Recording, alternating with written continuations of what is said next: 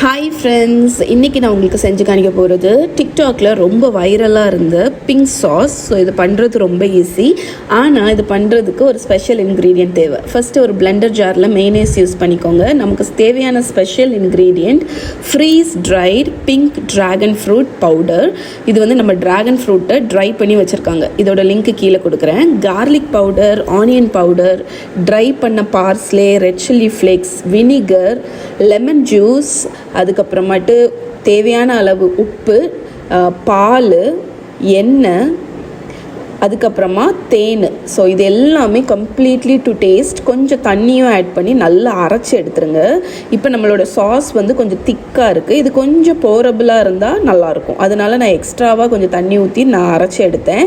இந்த சாஸை டேஸ்ட் பண்ணி பாருங்கள். உங்களுக்கு ஏதாவது எக்ஸ்ட்ரா கார்லிக் பவுடரோ சில்லியோ எது வேணுமோ, தேனோ எது வேணுனாலும் நீங்கள் இதை ஆட் பண்ணிக்கலாம்.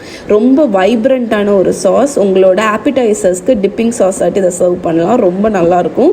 இதை பிங்க் ட்ராகன் ஃப்ரூட் பவுடரோட லிங்க் வந்து கீழே டிஸ்கிரிப்ஷனில் இருக்குது, செக் பண்ணிக்கோங்க.